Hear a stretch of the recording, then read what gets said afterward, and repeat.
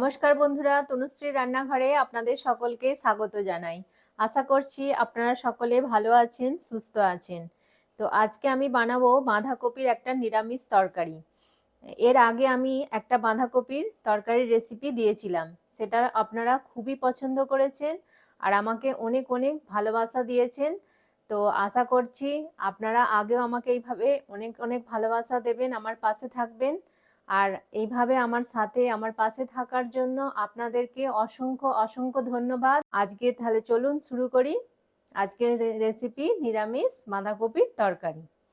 এই নিরামিষ তরকারিটা বানানোর জন্য আমি নিয়েছি, দেখুন এখানে আমি বাঁধাকপি নিয়েছি। একটা বাঁধাকপিকে আমি এরকম একদম ঝিরিঝিরি করে কেটে নিয়েছি, কেটে ধুয়ে পরিষ্কার করে নিয়েছি। আর নিয়েছি আলু, আমি এখানে দুটো আলুকে কেটে নিয়েছি। আর লাগবে হচ্ছে মটরশুঁটি। আর নিয়েছি এখানে আদা, জিরে আর কাঁচা লঙ্কাকে আমি একসাথে পেস্ট বানিয়ে নিয়েছি। আর লাগবে টমেটো। বাকি কিছু উপকরণ লাগবে, সেগুলো আমি রান্না করতে করতে দেখিয়ে দেব। এই রান্নাটা খেতে কিন্তু খুবই ভালো হয়, যে কোনো মানে ভাতের সাথে, রুটি, পরোটা, লুচি সবের সাথে কিন্তু খুবই ভালো যায়। এমনকি ভোগের রান্নাতেও, যে আমরা খিচুড়ি ভোগ নিবেদন করি ঠাকুরকে, তার সাথে সাইডে যে বাঁধাকপির তরকারিটা থাকে সেটা এইভাবেই বানানো হয়। তো আপনারা যার সাথেই বলুন, এটা কিন্তু খুবই ভালো যায়। তাহলে চলুন ঝটপট শুরু করে দিই আজকের রেসিপি, নিরামিষ বাঁধাকপির তরকারি। বন্ধুরা, বাঁধাকপিটাকে আমি প্রথমে একটু ভাপিয়ে নেব। তো তার জন্য একটা গ্যাসে কড়া বসিয়ে দিয়েছি, আর কড়ার মধ্যে অল্প একটু জল দিয়ে দিয়েছি। এবার আমি বাঁধাকপিটা এতে দিয়ে দেব। অনেকেই কিন্তু বলেন যে বাঁধাকপি ভাপিয়ে করলে তার ভিটামিন চলে যায়, কিন্তু এখানে বলে রাখি, বাঁধাকপিটা ভাপিয়ে তার জলটা ফেলে দিলে বাঁধাকপিটার যে একটা গন্ধ থাকে সেটা চলে যায়। আর অনেকের বাঁধাকপিতে গ্যাস অম্বল হয়, তো এইভাবে জলটা ফেলে দিলে কি হবে, গ্যাস অম্বলও হবে না, আর খেতেও কিন্তু খুবই ভালো লাগে। আমরা ছোটবেলা থেকেই দেখে আসছি, মা ঠাম্মারা এইভাবেই রান্না করেছেন, যে বাঁধাকপিতে মানে ভাপিয়ে জলটা ফেলে দেয়। তো আমরাও ঠিক সেইভাবেই করি, খেতে কিন্তু ভীষণই ভালো হয়। তাহলে এবার এটাকে আমি একটা চাপা দিয়ে দেব, দিয়ে একটু এটাকে ভাপিয়ে নেব। এই সময় এতে একটু লবণ দিয়ে দেব, তাহলে কি হবে, বাঁধাকপিটা খুব তাড়াতাড়ি নরম হয়ে যাবে। তো লবণটা দিয়ে দিলাম, দিয়ে একটু মিশিয়ে দেব। বন্ধুরা, এবার আমি খুলে দেখব যে বাঁধাকপিটা কতটা সেদ্ধ হয়েছে। তো দেখুন, খুব ভালোভাবেই কিন্তু সেদ্ধ হয়ে গেছে আর নরম হয়ে গেছে বাঁধাকপিটা। খুব বেশি কিন্তু মানে নরম করলে হবে না, মানে বেশি সেদ্ধ করলে হবে না। এই ধরুন 1 থেকে 2 মিনিট এটাকে একটু সেদ্ধ করে নিলেই দেখুন এরকম নরম হয়ে যাবে আর একদম বাঁধাকপিটা কমে যাবে। তো এবার আমি এটাকে একটা ঝাঁঝরির মধ্যে ঢেলে নেব। গ্যাসটা বন্ধ করে দিচ্ছি, দিয়ে একটা ঝাঁঝরির মধ্যে জলটা ঝরিয়ে নেব। বন্ধুরা, এবার আমি কড়াটা ভালো করে ধুয়ে পরিষ্কার করে নিয়ে গ্যাসে বসিয়ে দিয়েছি। কড়াটা ভালোভাবে গরমও হয়ে গেছে। এবার আমি এতে সরষের তেল দিয়ে দেব। আমি 4 চামচ মতো তেল দিয়ে দিলাম। তেলটাকে ভালো করে গরম করে নেব, নিয়ে তারপর আলুটা আমি ভাজবো। তেলটা খুব ভালোভাবে গরম হয়ে গেছে। এবার আলুটা দেখুন আমি ভাজবো। আলুতে একটু হলুদ আর লবণ মাখিয়ে নিয়েছি, নিয়ে এবার আলুগুলো ভেজে নেব। আলুগুলো এইভাবে লাল লাল করে একটু ভেজে নেব। এইভাবে ভেজে নিলে কি হবে, তরকারির স্বাদটা কিন্তু খুবই ভালো হয়। আপনারা একবার এইভাবে ভেজে, আলাদা ভেজে এরকম ভাবে তরকারি করে দেখবেন, খেতে কিন্তু দুর্দান্ত হয়। আলুটাকে ভালো করে আমি লাল লাল করে ভেজে নেব। খুব সুন্দর করে ভাজা হয়ে গেছে, আর আলুগুলোর মধ্যে দেখুন একটা লাল কালারও চলে এসছে। তো এবার আমি আলুগুলোকে তেল থেকে ভালো করে ছেঁকে তুলে নেব। আলু এবার এই তেলের মধ্যেই আমি বাঁধাকপিটাকে একটু ভেজে নেব। হালকা করে একটু ভেজে নেব। এইভাবে একটু ভেজে নিলে কি হবে, বাঁধাকপির টেস্টটা কিন্তু অপূর্ব হয়। আপনারা একবার এইভাবে টিপসটা ফলো করে দেখবেন, খেতে কিন্তু অপূর্ব হয়, একদম অনুষ্ঠান বাড়ির মতো পুরো খেতে লাগবে। অনেকেই বলে যে বাঁধাকপি বাড়িতে রান্না করলে অনুষ্ঠান বাড়ির মতো স্বাদ আসে না, কিন্তু আপনারা যদি এইভাবে একবার করেন দেখবেন যে একদম অনুষ্ঠান বাড়ির মতো দৃঢ় টেস্টটা কিন্তু আসবে। একটু কিন্তু মানে এইভাবে ভেজে নিতে হবে, তাহলেই কিন্তু দেখবেন তরকারির স্বাদ দ্বিগুণ হয়ে যাবে। দেখুন কপিটা আমার ভাজা হয়ে গেছে। একটু হালকা করে আমি ভেজে নিয়েছি, জাস্ট 1 মিনিটের মতো সময় নিয়ে। কালারটা একটু দেখুন চেঞ্জ হয়ে গেছে। তো এবার আমি বাঁধাকপিটা নামিয়ে নেব। বন্ধুরা, আমি এবার কড়াতে 2 চামচ মতো তেল দিয়ে দিয়েছি। তেলটাকে এবার গরম করতে দিয়েছি। তেলটা মোটামুটি হালকা গরম হয়ে গেছে। তো এবার এতে ফোড়ন দিয়ে দেবো। ফোড়নের জন্য আমি দিয়ে দিচ্ছি একটা তেজপাতাকে ফাটিয়ে দিয়ে দিলাম, একটা শুকনো লঙ্কা দিয়ে দেবো ফাটিয়ে। দেখুন একটা শুকনো লঙ্কা দিয়ে দিচ্ছি, আর দেবো একটু জিরে, গোটা জিরে দিয়ে দিচ্ছি অল্প একটু, আর দেবো একটু হিং। হিং দিলে কি হবে, তরকারির স্বাদটা কিন্তু খুব ভালো হয়। নিরামিষ যেহেতু রান্না, তো একটু হিং দিলে কিন্তু ভালো হবে। হিংটা আমি আরেকটুখানি পরে দেবো, নাহলে এখন দিলে কি হবে, হিংটা পুড়ে যাবে, টেস্টটা কিন্তু বাজে হয়ে যাবে। একটু এই ফোড়নটা একটু হালকা ভাজা হয়ে যাবে, তারপর আমি ফোড়নটা এই হিংটা দেব। ফোড়নটা আমার ভালোভাবে ভাজা হয়ে গেছে আর খুব সুন্দর একটা গন্ধও বেরিয়েছে। এবার আমি হিংটা দিয়ে দিচ্ছি, অল্প একটু হিং আমি দিয়ে দিচ্ছি, দিয়ে জাস্ট কয়েক সেকেন্ড খালি ভাজবো।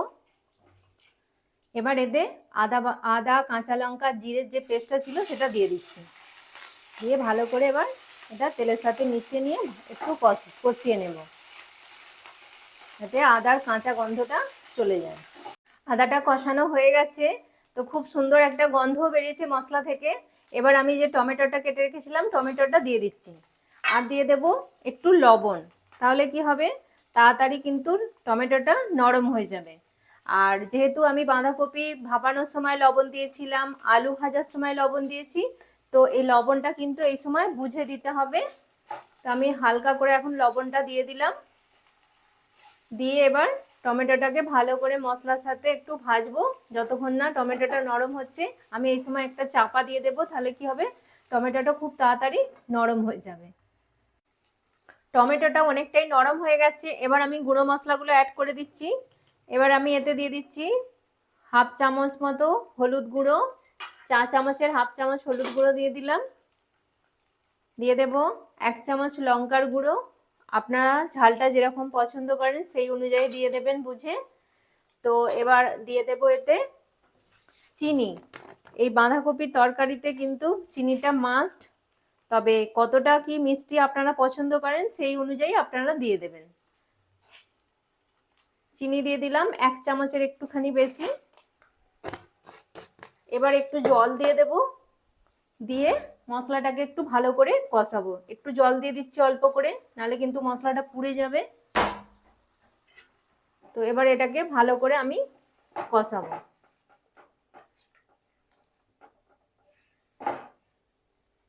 আবারও আমি একটা চাপা দিয়ে দেব, দিয়ে মশলাটাকে কষাতে থাকবো।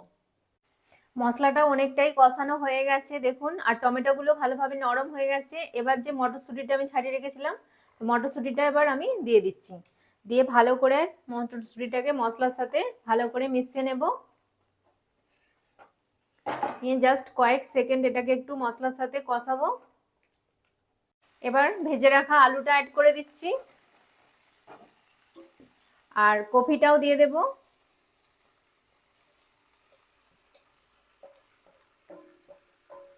এবার সব একসাথে মশলার সাথে ভালো করে কিন্তু আমি এটাকে কষিয়ে নেব। খুব ভালো করে কিন্তু এটাকে মিশিয়ে নিতে হবে মশলার সাথে। দেখুন ভালোভাবে মশলার সাথে বাঁধাকপি মশলা সব ভালো করে একসাথে কষিয়ে নিয়েছি।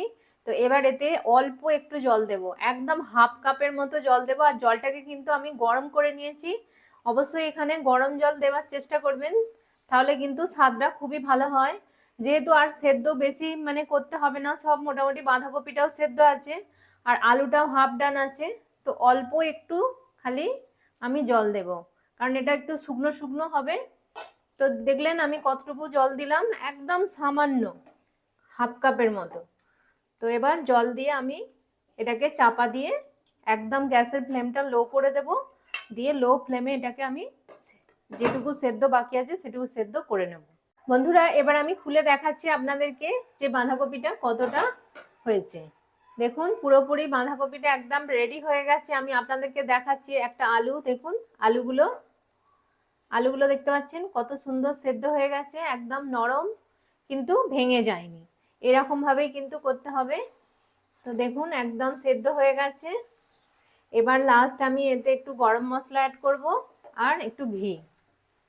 তো আমি এতে হাফ চামচ মতো গরম মশলার গুঁড়ো দিয়ে দিচ্ছি, দেখুন হাফ চামচ মতো গুঁড়ো মশলার গরম মশলা দিয়ে দিলাম,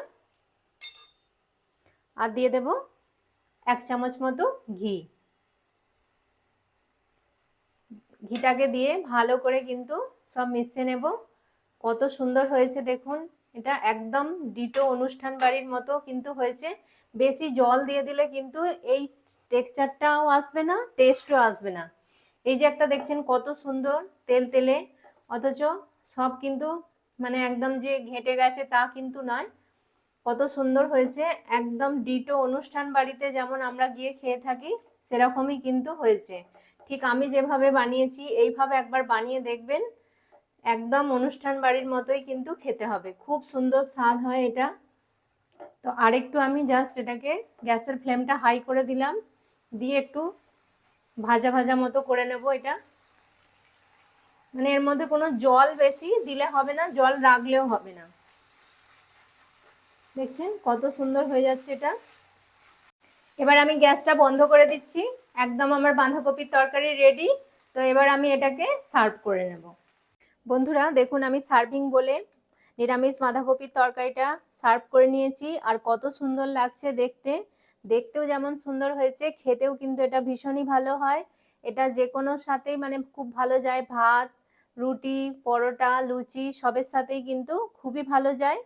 আশা করছি আজকের রেসিপিটি আপনাদের ভীষণ ভালো লেগেছে, আর আপনাদের কাছে অনুরোধ রইল একবার এইভাবে বানিয়ে দেখবেন। বাঁধাকপি তো আমরা সবাই বানাই, কিন্তু একবার আমার মতো এই পদ্ধতিতে বানিয়ে দেখবেন, খেতে কিন্তু দুর্দান্ত হয়। আর যদি এইভাবে বানিয়ে খান আমাকে প্লিজ কমেন্ট করে জানাবেন যে আপনাদের কেমন লেগেছে। আর তাহলে যদি আমার এই রেসিপিটি আপনাদের ভালো লেগে থাকে তাহলে লাইক করবেন, কমেন্ট করবেন, আর তনুশ্রী রান্নাঘর চ্যানেলটিকে অবশ্যই সাবস্ক্রাইব করে দেবেন। পাশে থাকা বেল আইকনটি প্রেস করে দেবেন যাতে সহজেই আমার নতুন নতুন রান্নার ভিডিওর নোটিফিকেশান আপনারা খুব সহজেই পেয়ে যান। আর আপনার বন্ধু বান্ধবদের মধ্যে প্লিজ এটা শেয়ার করে দেবেন। ততক্ষণ আপনারা ভালো থাকবেন, সুস্থ থাকবেন। আপনাদের সাথে দেখা হবে আবার একটি নতুন রান্নার ভিডিওতে। নমস্কার, টাটা।